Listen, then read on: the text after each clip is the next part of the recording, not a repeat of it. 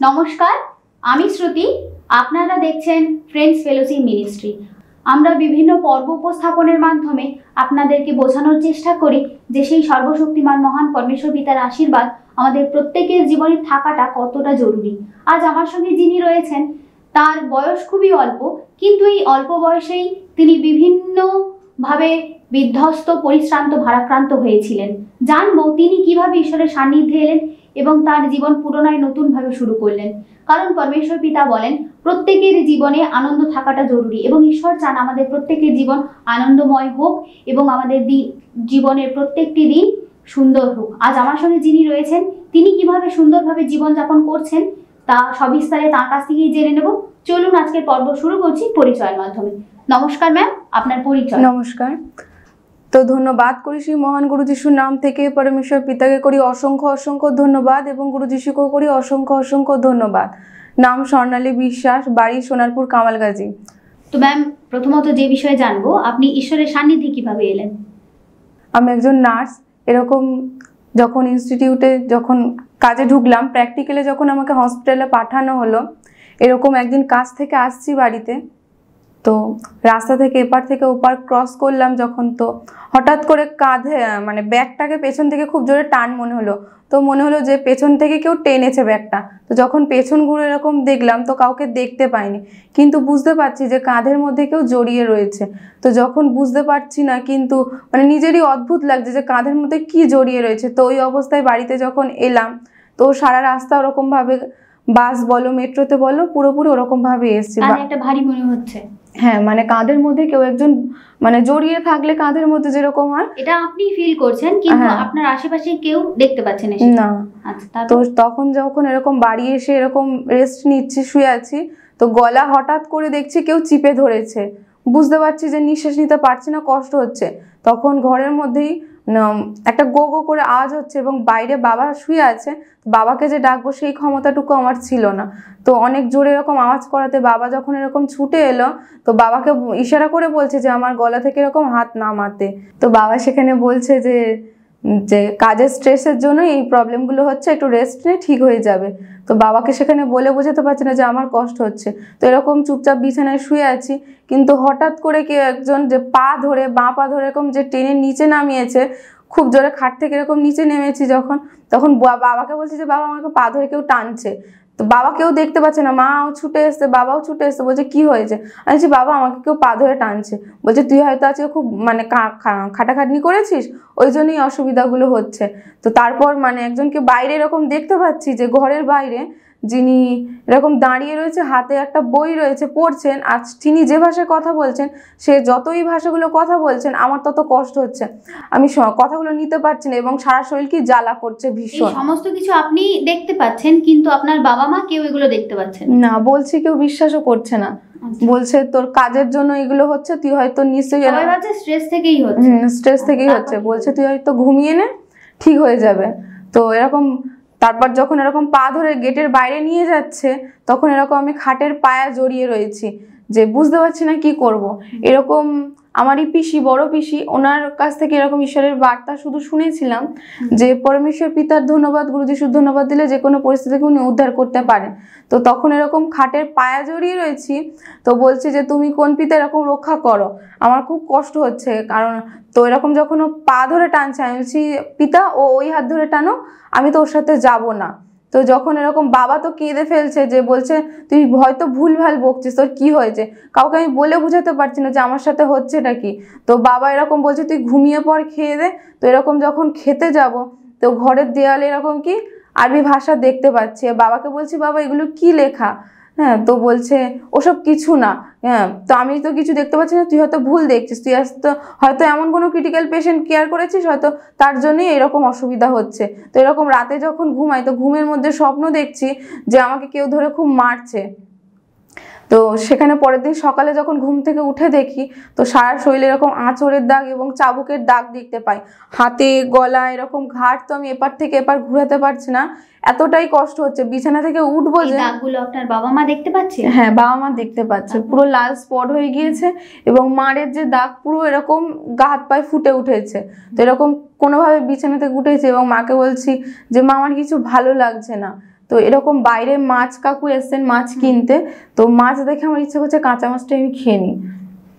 তো মা যখন এরকম মাছটা নিয়ে আসে, আমি মাকে বলছি যে মা এই মাছটাকে আমাকে দিয়ে দাও। তো মা বলছে কিছু আজকের জন্য, কালকে কিছুর জন্য এরকম রেখে দেবো।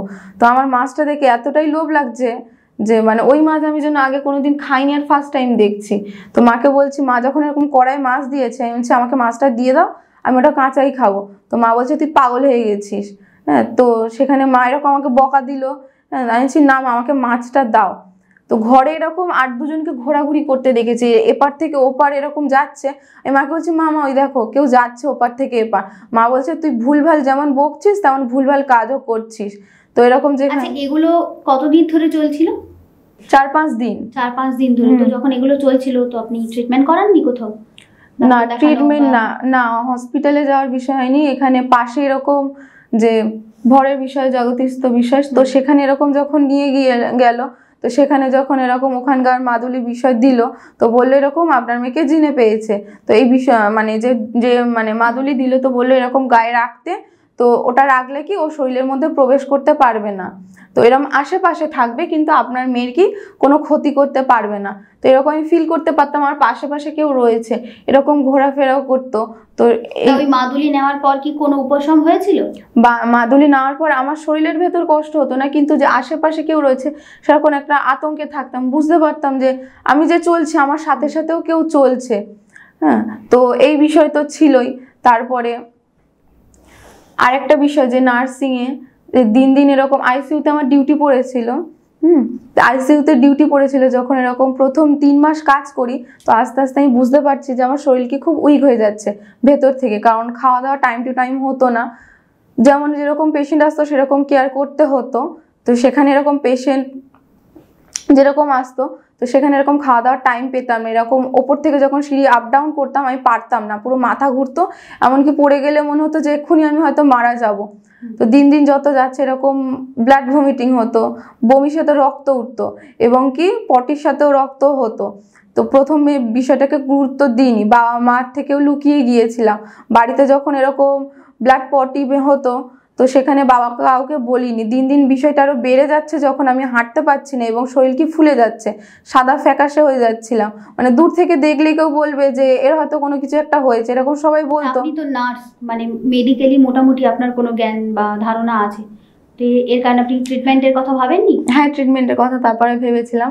এরকম বাবাকে বলেছিলাম যে বাবা হসপিটালে যাব, কারণ আমি বুঝতে পারছি শরীরটার ভেতর থেকে খুব উইক লাগছে।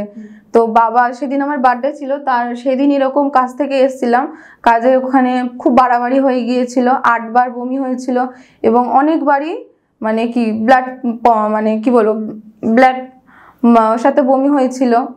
তো সেখানে কাজের লোক যারা বলছে তুই এরকম ডাক্তার দেখা এবং ভালোভাবে ট্রিটমেন্ট কর। সেখানে বাবাকে এসে বলাতে বাবাকে বলছি বাবা মানে এরকম ডাক্তার দেখাবো, তুমি আমাকে ডাক্তারখানায় নিয়ে চলো।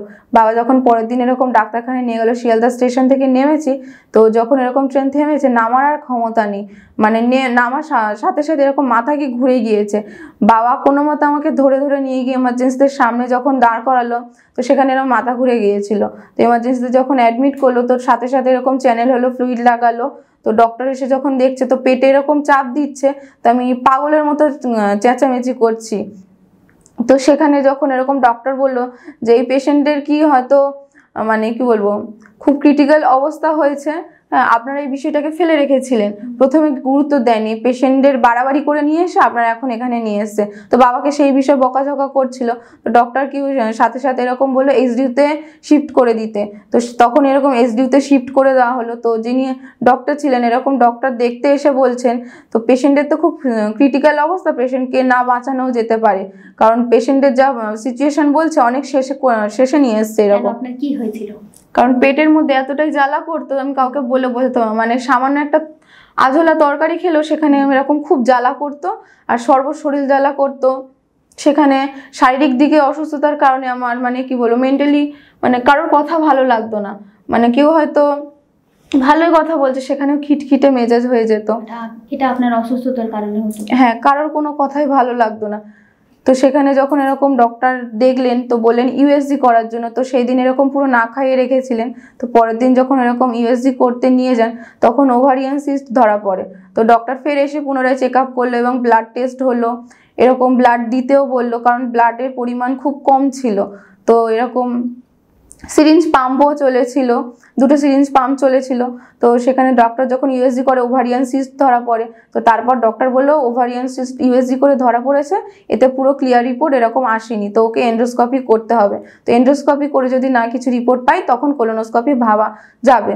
তো তখন যখন এরকম এন্ডোস্কোপির জন্য 7 দিন ডেট দেয়, তো তার মধ্যে যদি সুস্থ হতে পারি ব্লাড দিয়ে আমার সিচুয়েশন দেখে তারপরে এন্ডোস্কোপি করা হবে।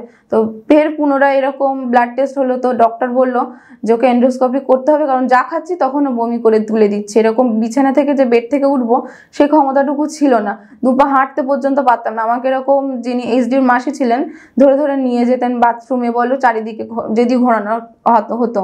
তো সেখানে যখন এন্ডোস্কোপি করতে নিয়ে গেল, এন্ডোস্কোপি রিপোর্ট এলো কি আলসারের একদম লাস্ট স্টেজ। তো যখন রিপোর্ট দেখে ডক্টর বললেন যে আমার বাবাকে বলছিলেন যেরকম স্টমাক পছন্দ হচ্ছিল, স্টমাকে পছন্দ হচ্ছিল, এই জন্য আপনার মেয়ের এত বাড়াবাড়ি। এটা ওষুধের দ্বারা কভার করা যাবে কিনা ঠিক নেই, কারণ এটা সারা জীবন ওষুধ খেয়ে যেতে হবে। আর আপনার মেয়েকে কি একদম সেদ্ধ খাবার খেতে হবে, মানে কোনো তেল ঝাল মশলা কিচ্ছু থাকবে না, শুধুমাত্র সেদ্ধ মশলা খেতে হবে এবং খাবারের পরিমাণ কম থাকবে। এবং শিডিউল করে দেয় একটা যে এই খাবারের বাইরে আপনার মেয়েকে কিছু খেতে পারবে না। এবার সেখানে তো বাড়ির পরিস্থিতি, বাবাকে এরকম ডক্টর যখন রিপোর্ট বলছে তো বাবা গিয়ে যখন এরকম বাইরে ব্যালকনিতে কাঁদছে, মাথা ঠুকছে, তো দেখতে পাচ্ছি লুকিয়ে এরকম দেখছি যে বাবা সেখানে কাঁদছে। এবার তখন মানে কি বলবো, একটা হাসি মুখে গিয়ে বাবাকে একটা সাহস দিতে হবে যে না তোমার মেয়ে ঠিক আছে, কিছু হয়নি। তো এরকম যখন বাবাকে গিয়ে বলবো তো বাবা আমার মানে চোখের জল মুছে নিয়ে আমার সামনে এরকম এসে বলছে মা আমি ঠিক আছি, কিছু হয়নি, আমার কিছু হয়নি, তুই টেনশন করিস না। তো এরকম বাবাকে বলছি বাবা আমার তো কিছু হয়নি, আমি ভালো আছি, সত্যিই তো কিছু হয়নি। তো বাবা সেখানে মনকে শক্ত করেছে, কিন্তু ডক্টর কাকু যখন এরকম বাবাকে বলেছে আমি দূর থেকে শুনেছি কথাটা, তো সেখানে উড়িয়ে দিয়েছি কথাটাকে যে হয়তো মরেই তো যাবো, বাঁচার তো কোনো মানে পথ নেই। সত্যি তখন এতটাই ভারাক্রান্ত হয়েছিলাম, মনে হচ্ছিল যে মানে এই মানুষগুলোর জন্য যদি সুস্থ হতে পারতাম। তার এরকম সেদিন মানে এরকম হসপিটালে খাবার আসতো, তখন আমাকে জেনারেল মানে এইচডিউতে আমাকে রেখেছিল 9 দিন মতো। তারপর এরকম জেনারেল বেডে যখন শিফট করা হয় তখন এরকম নর্মাল বেড এরকম খাবার আসতো। তো এরকম যখন ডিম ভাত খেতে ইচ্ছা করছিল তো ডিম ভাত নিয়ে এরকম যখন খেয়েছিলাম তো এরকম 12 বার বমি হয়েছিল। তো সেখানে সিস্টার দিদি যখন এরকম ইঞ্জেকশন দিলেন তো তখন এরকম ফের ডক্টরকে পুনরায় ফোন করলেন, কারণ আমার কন্ডিশন ফের খারাপ হয়ে গেছিল, পেটে ব্যথায় উঠতে পারছিলাম না এবং ফের পুনরায় রক্ত বমিও হচ্ছিল। তো ডক্টর বলছে কি খেয়েছে, তো আমি বলছি এরকম ডিম দিয়ে ভাত খেয়েছি। তো আমার এরকম ডিম দিয়ে খাওয়া যে বারণ সেটা আমাকে আমার ডক্টর বলে দেননি, শিডিউল বাবাকে বলেছিল, আমাকে এরকম বলে দেয়নি এবং যিনি আমাকে খাবার দেন তাকেও বলে দেননি। আমার পুরো গলা ভাত খাওয়া ছিল, এমনকি মানে বাচ্চাদের মানে যেরকম খাওয়ার হয় মুখে গেলেই বাচ্চা যেমন ঢোক মেরে নেয় ওই রকম খাবার, কারণ মুখে যদি একটা দানা পর্যন্ত যেত সেখানেও বমি হয়ে বেরিয়ে যেত। রুটি বলো, শাক পাতা বলো, ডাল বলো, সমস্ত কিছু খাওয়া বারণ, শুধু সেদ্ধ নুন দিয়ে এরকম খাবার খেতে বলেছিল। সেখানে শুধু রাত মানে হসপিটালে কাঁদতাম আর ভাবতাম যে সত্যি বাস্তবিক এমন কি কোনো ঈশ্বর নেই যে রক্ষা করতে পারবে। গুরু যিশু পরমেশ্বর পিতার বার্তা থাকা সত্ত্বেও কিন্তু বিশ্বাস করিনি। হ্যাঁ, বড় পিসির দ্বারা পেয়েছিলাম কিন্তু বিশ্বাস করিনি আর আস্থা ছিল না, শুধু কাঁদতাম আর ভাবতাম যে সত্যি কি আমি এই পরিস্থিতি থেকে কোনোদিন উদ্ধার পাবো না, কারণ ডক্টর তো বলেছে এরকম কি সারা জীবন মেডিসিন খেয়ে যেতে হবে। তো বাড়িতে এসে এরকম বসে রয়েছি, তো সেখানে এক পাড়ারই এক দিদি ভাই, উনিও মনোনীত ছিলেন ঈশ্বরে, তো উনি এসে বলছেন যে স্বর্ণালী চল এরকম মণ্ডলী চল, তোর কিছু হয়নি। তো আমি বলছি এত কিছু করেছি, হ্যাঁ, তো সেখানে এরকম কাঁদছি আর মাকে বলছি মা মণ্ডলী যাবো, হ্যাঁ, তো মা বলছে হ্যাঁ যা, এত কিছুই করেছিস যখন এখানে গিয়েও তখন আপনি তাহলে বাড়ি চলে এসেছেন? বাড়িতেই রয়েছে, বাড়িতে এরকম ওষুধ দিয়েছিল, 1 বছরের ওষুধ ছিল, 6 মাসের ওষুধ ছিল, এরকম ঝুড়ি ভর্তি করে ওষুধ ছিল, সিরাপ ছিল। তো তখন ওষুধই খাচ্ছিলাম আর পেটে ব্যথায় কাঁদছিলাম। আর মা বলছে মণ্ডলীতে যখন গেলেন তখন আপনার ওখানে গিয়ে কি? হ্যাঁ, এরকম যখন মণ্ডলীতে গেলাম তো মণ্ডলীতে গিয়ে সেরকম সবার সাক্ষী শুনছি, ভজন বাক্য শুনলাম। তো এরকম সাক্ষী সবার জীবনে মহৎ সাক্ষী করেছে, তো আমার যেন কোথাও একটা বিশ্বাস জাগলো যে বাস্তবিক এই ঈশ্বর পারে, এই দিদিভাইয়ের জীবনে যদি মহিমা করতে পারে তো আমিও তো ওনার সন্তান, কারণ বাস্তবিক খেতে ভীষণ ভালোবাসি। তো সেখানে মানে হিউজ খাবো এমন বিষয় না, কিন্তু যতটাই খাবো ভালো খাবো, যে তেল ঝাল মশলা ছাড়া খাবার আমার সত্যি খেতে পারতাম না। তো এরকম যখন মণ্ডলী থেকে বাড়ি গেলাম, তো এরকম অন্যদিন যেরকম এক মুঠো ভাত খাই আরও কম খাই, তো সেদিন এরকম কি বেশি তার থেকে অধিক পরিমাণে এরকম ভাত খেতে পেরেছি এবং খুব শান্তি করে ভাত খেতে পেরেছি। যেরকমভাবে আমাকে ধন্যবাদ দিয়ে খেতে বলেছিল, পরমেশ্বর পিতার ধন্যবাদ, গুরু যিশুর ধন্যবাদ, পিতাই খাবারকে শুদ্ধ করো, পবিত্র করো, খাবো তো পরমেশ্বর পিতা খুব সুন্দর থাকবো। তো সেরকমভাবে ধন্যবাদ দিয়ে প্রার্থনা করে পরমেশ্বর পিতার কাছে গুরু যিশুর নাম থেকে এবং আমেন চেয়ে যখন এরকম খাদ্য খাই, তো একটা জিনিস লক্ষ্য করলাম যে এরকম কি না পেটে জ্বালা করছে, না কোনো বমি হচ্ছে, না কোনো বমি ভাব লাগছে, তো খেয়ে খুব ভালো লাগছে। তো নিজের মধ্যে একটা খুব আনন্দ ফিল হলো যে অন্যদিন তো আমি খাই তার থেকে আজকের দিনটা এরকম কি পুরোপুরি আলাদা, কারণ এখন কি আমি পুরোপুরি সুস্থ রয়েছি। তো তখন এই বিষয়ে আরও জাগলো যে আরও এই মণ্ডলী ঘোরার বিষয় আছে। তো এরকম যে আমার ঘরে এক ঝুড়ি ওষুধ বসানো ছিল, তো এরকম মাকে লুকিয়ে টান মেরে ফেলে দিয়েছি। তো মা যখন বলছে যে তুই যে ওষুধগুলো খাস, ওষুধগুলো কোথায়, মানে ওষুধগুলো খা, ওষুধগুলো এরকম ছাড়িস না, ঈশ্বরের ব্যবস্থায় যাচ্ছিস তো ঠিক আছে, ঈশ্বর তো আশীর্বাদ করবে। বলছি না, যে ঈশ্বরের কাছে আজকে গিয়েছি, যে ঈশ্বরের সান্নিধ্যে, উনি পারেন আমাকে সুস্থ করতে, পারেন বলেই মানে যে খাবার খেয়েছি তো আমার পেটে জ্বালা করেনি আজকে, জানো তো, এরকম কোনো কষ্টও হয়নি, এরকম মাথা জ্বালাও করতো, তো এমন কোনো বিষয় হয়নি। তাহলে আপনি যখন নিজেকে উপলব্ধি করতে পারছেন যে আপনি সুস্থ হচ্ছেন, তার কারণে আপনি নিজে থেকে ওষুধ নিজের বিশ্বাসে ছেড়েছি, নিজের বিশ্বাসে ছেড়েছি যে না, পরমেশ্বর পিতাই পারলে আমাকে সুস্থ করতে পারে।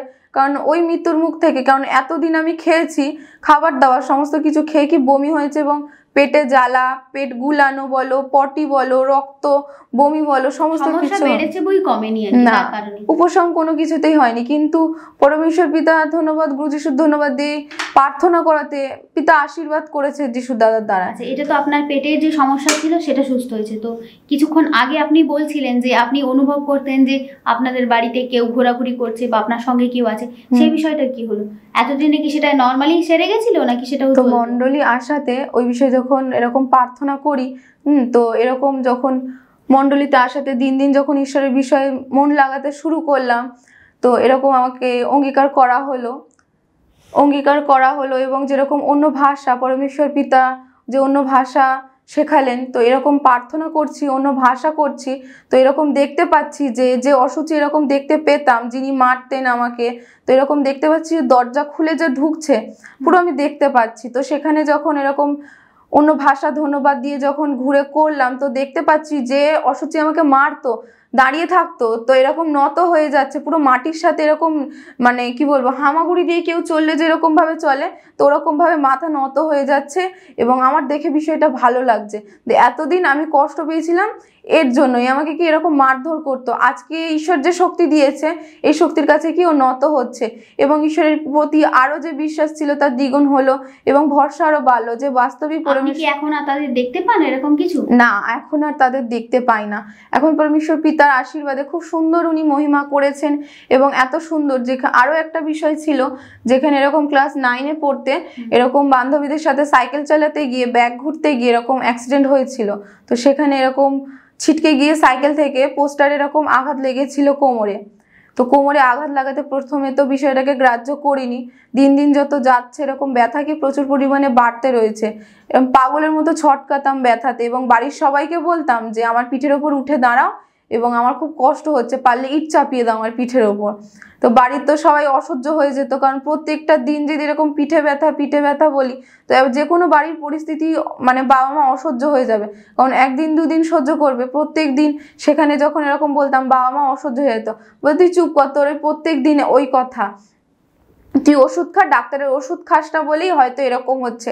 তখন যখন এরকম অর্থোপেডিক ডক্টর দেখালাম, তো অর্থোপেডিক ডক্টর এরকম ক্যালসিয়ামের ট্যাবলেট দিয়েছিলেন এবং যখন এমআরআই করতে বলেন তো এরকম কোমরে স্ক্র্যাচ দেখেন এবং ক্যালসিয়ামের ওষুধ দিয়েছিলেন এবং বলেছিলেন কিছু ব্যায়ামের বিষয় এবং কোমরে বেল্টের বিষয়ে বলেছিলেন যে বেশি ভারী ভুরি কিছু চাগাবে না তুমি, আর খুব সাবধানে যাতায়াত করবে, আর মানে কি বলবো লম্ফঝম্প বেশি করা যাবে না, কারণ হাড়টার মধ্যে মানে ওখান থেকে হাড়ে যে চিট ধরেছিল ওখান থেকে বাত ধরে নিয়েছিল, স্পন্ডিলাইসিস ধরে নিয়েছিল, আর্থারাইটিস ধরে নিয়েছিল, ওখান থেকে এই বিষয়গুলো শুরু হয়ে গেছিল। কিন্তু আমি যে অর্থোপেডিক ডক্টরকে ধরেছিলাম, তিনি এই রিপোর্টটা বলতে পারেনি সঠিক। উনি ক্যালসিয়ামের ট্যাবলেট দিয়ে এরকম আমাকে ছেড়ে দিয়েছিলেন, কিন্তু ব্যথা দিন দিন এরকম যখন বাড়ছে, তো আমি যেখানে যে ইনস্টিটিউট থেকে এরকম নার্সিং শিখেছিলাম, তো ওই স্যারকে আমি যখন এরকম দেখাই, তো স্যার এরকম বললেন যে তোর এরকম রিপোর্টের মধ্যে তো এইরকম স্ক্র্যাচ রয়েছে কোমরের মধ্যে, এই কারণে তোর এই অসুবিধা, তোর তো বাদ ধরে নিয়েছে। এবং আমার তখন বয়স ছিল এরকম 19 বছর ছিল, এখন এরকম 20 বছর বয়স।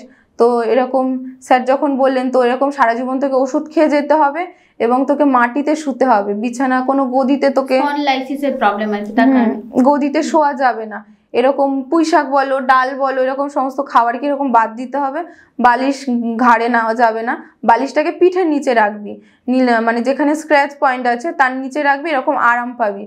আর এরকম গরম বাত নিতে বলেছিল, গরম জলে স্নান করতে বলেছিল, মানে 2 দিন করে হলেও যেখানে গরম জলে যেন কোমরে এরকম সেঁক দিই। তো এইগুলো কি আপনি এখন কন্টিনিউ করছেন? না, এগুলো সমস্ত স্টপ হয়ে গেছে ঈশ্বরের সান্নিধ্যে আসাতে।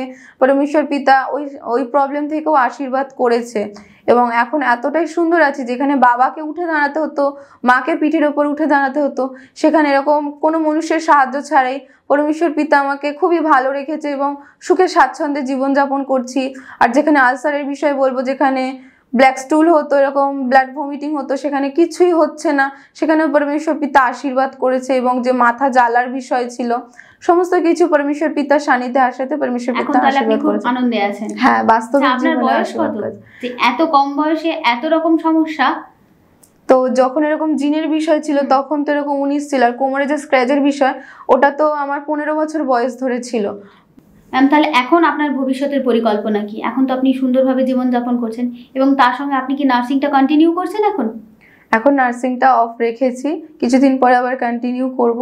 আর ভবিষ্যতে পরিকল্পনা বলতে ঈশ্বর যে আমাকে সুস্থ করেছেন গুরু যিশুর দ্বারায়, এবং আমার যে সমস্ত এখনো ঈশ্বরের যে সন্তানরা যারা এখন ঈশ্বরের এই বার্তা জানে না, ঈশ্বরকে চেনেন না, জানেন না, যারা এখন এরকম কষ্টে দুঃখে পড়ে আছে, তাদেরকে এই সত্যের বার্তা জানাতে চাই এবং নার্সিংয়ের মাধ্যমে কর্মকে এগিয়ে নিয়ে যেতে চাই। কারণ হসপিটালে এরকম পেশেন্টকে প্রচুর পরিমাণে ঈশ্বর দেয়, যাদেরকে ঈশ্বরের মহিমার কথা বলতে পেরে আমি তো খুবই আনন্দিত পাই, কারণ সেখানেও পরমেশ্বর পিতা জোন দেয় এবং আরও যে সমস্ত ভাই বোন আছে তাদেরকেও এই সমস্ত বার্তা বলতে চাই খুলে খুলে। আপনারা শুনলেন এবং আশা করি বুঝতে পারলেন যে আমাদের প্রত্যেকের জীবনে ঈশ্বরের আশীর্বাদ থাকাটা কতটা প্রয়োজন। তো সময় থাকতে থাকতে পরমেশ্বর পিতার নিগুড় জ্ঞান আমাদের জেনে নেওয়া দরকার। আশা করি আপনারা বুঝতে পারলেন যে প্রত্যেকের জীবনে ঈশ্বরের আশীর্বাদ কতটা প্রয়োজন, কারণ ভবিষ্যতের কথা কেউই জানে না। তো আমাদের ভবিষ্যৎ যাতে সুন্দর হয়, সিকিওর হয়, তার জন্য প্রত্যেকের প্রয়োজন বর্তমান থেকে, এখন থেকে, যেই মুহূর্ত থেকে আপনি বা আপনারা ঈশ্বর সম্পর্কে জানতে পারছেন, ঈশ্বরের আশীর্বাদ সম্পর্কে জানতে পারছেন, সেদিন থেকে ঈশ্বরের আশীর্বাদকে গুরুত্ব দেওয়া, তার কথা মেনে চলা, তার প্রতি বিশ্বাসে স্থির থাকা খুবই জরুরি। কারণ আমাদের প্রত্যেকের জীবনে ঈশ্বরের আশীর্বাদ প্রয়োজন, কারণ সময় খুবই মূল্যবান। কার জীবনে কখন হালাত আসবে, কার জীবনে কখন দুঃসময় বা খারাপ পরিস্থিতি আসবে, কারণ কেউ ভবিষ্যৎ প্রেডিক্ট করতে পারে না, যে ভবিষ্যতে কি হবে জানা সম্ভব নয়। তাই ভবিষ্যতের কোনো রকম যদি কোনো সমস্যা হয়, তার সেখান থেকে কিভাবে উদ্ধার পাওয়া যায় তা বর্তমান দিন থেকে জেনে রাখা খুবই জরুরি। কারণ পরমেশ্বর পিতা বলে, আমি তোমাকে দক্ষিণ হস্ত দ্বারা ধরিয়া রাখিব, ছাড়িব না, ত্যাগও করিব না। কোনো রকম বিপদের মুহূর্তে পরমেশ্বর পিতা আমাদেরকে ত্যাগ করেন না। যদি যে কোনো পরিস্থিতিতে, সে দূরে কিংবা নিকটে যে কোনো স্থানে হোক না কেন, পরমেশ্বর পিতাকে অন্তর থেকে প্রার্থনা করেন ওই সমস্যা থেকে উদ্ধার পাওয়ার জন্য, পরমেশ্বর পিতা 100% নয় 200 এবং অনেক গ্যারেন্টি দেন যে পরমেশ্বর পিতা সেখান থেকে আপনাদের প্রত্যেককে উদ্ধার করবেন। যে কেউ নিজের দুঃসময়ে, সুখের সময়, যে কোনো সময় পরমেশ্বর পিতার কাছে চাইবেন আশীর্বাদের জন্য, পরমেশ্বর পিতা অকাতরে আপনাদের দান করবেন। কারণ পরমেশ্বর পিতা বলে যে আমি তোমার উদ্ধারকর্তা, আমি তোমার ঈশ্বর এবং আমি তোমার পিতা, আমি তোমাকে প্রেম করি, ভালোবাসি। এবং আমাদের প্রত্যেকের জন্যই উনি ওনার একমাত্র প্রিয় পুত্রকে দান করেছিলেন এই জগতের জন্য, যাতে কেউ বিনষ্ট না হয় কিন্তু অনন্ত জীবন পায়। এবং কোনো পরিশ্রান্ত ভারাক্রান্ত ব্যক্তি যে কেউ সেই পরমেশ্বর পিতার সান্নিধ্যে আসেন এবং নিজের কথা পরমেশ্বর পিতার কাছে খুলে জানান, তো পরমেশ্বর পিতা সেখানে আশীর্বাদ করে। এবং আজকের পর্ব আশা করি আপনাদের ভালো লাগলো। ম্যাম, আপনাকে অসংখ্য ধন্যবাদ, কারণ আপনি আপনার মূল্যবান সময় দ্বারা আজকের পর্ব পরিচালনায় আমাকে এবং দর্শক বন্ধুদের ঈশ্বর সম্পর্কে অনেক জানালেন, অনেক উৎসাহিত করলেন। তার জন্য আপনাকে অসংখ্য ধন্যবাদ এবং নমস্কার। দর্শক বন্ধুরা, আজকের পর্ব আপনাদের কেমন লাগলো তা অবশ্যই আমাদের কমেন্টের মাধ্যমে জানাবেন, কারণ আপনাদের প্রত্যেকটি মন্তব্য আমাকে এবং এই ফ্রেন্ডস ফেলোশিপ মিনিস্ট্রি পুরো টিমকে উৎসাহিত করে নতুন জেলায় যাওয়ার জন্য, নতুন মানুষের সম্মুখীন হওয়ার জন্য এবং তাদের থেকে ঈশ্বরের আশীর্বাদ সম্পর্কে জানার জন্য।